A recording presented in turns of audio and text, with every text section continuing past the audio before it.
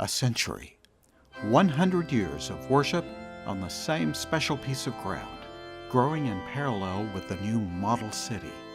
From a half-acre lot to a full city block and beyond, of messages and music, births and baptisms, the congregation of First Baptist Church of Kingsport has written its history on the circle in the heart of the city, loving God and loving people, bridging generations.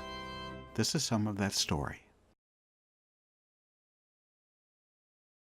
An old saying around here is, there is only one Kingsport. Actually, there have been two. The one you know today, and an earlier one along the river near the Netherland Inn. It took many names like Boatyard before settling on a single-word, unpossessive Kingsport. Originally incorporated in 1822, it was a bustling center of commerce in early East Tennessee. Although there were Baptist churches around the area, there weren't any in Kingsport until 1854, when a church was organized and a building built somewhere in this area behind the Netherland Inn. Now, when the railroad came through, they had to move the church. They settled in Lovedale as the Pierce Memorial Baptist Church. Old Kingsport's economy was based on Holston River shipping. A new railroad bypassed Kingsport. No longer competitive, the town began to disappear. But years later, an entrepreneur named George L. Carter achieved the long-attempted goal of building a railroad through the mountains to connect the Clinch coalfields with port access in South Carolina. Carter's company bought not only right-of-way, but thousands of acres along the route, including prime valley land along the South Fork of the Holston River near the old village of Kingsport. But Carter became overextended and sold out to a group of investors led by the New York firm of Blair & Company. They sent John B. Dennis to manage their interest and develop a new Kingsport, and hired Carter's brother-in-law, J. Fred Johnson, to promote it and run day-to-day operations.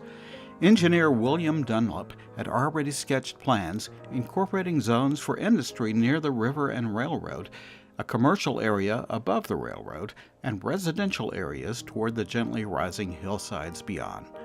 Innovative city planner John Nolan expanded Dunlop's outline to lay out the city.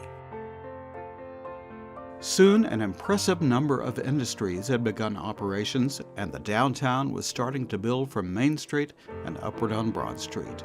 To balance these commercial aspects of the new city, its planners had also reserved space for civic and spiritual concerns, where the downtown grid transformed into a spoken wheel design, centering on what would soon be known as Church Circle.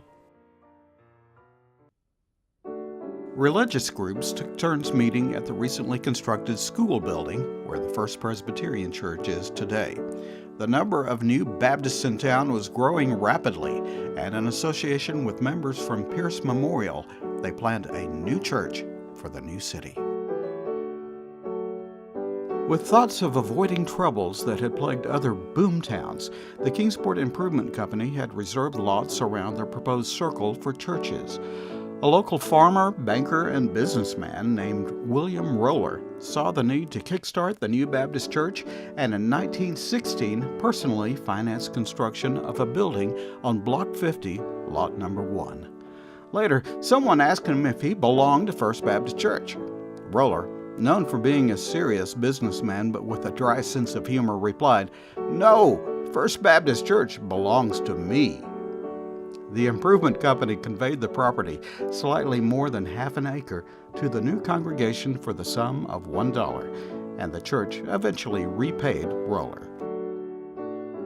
Although the first worship service was held in the new building on January 14, 1917, due to problems with the heating system, the formal organizational meeting for First Baptist Church was held at the Strand Theater, later renamed the Gem Theater, on January 21st.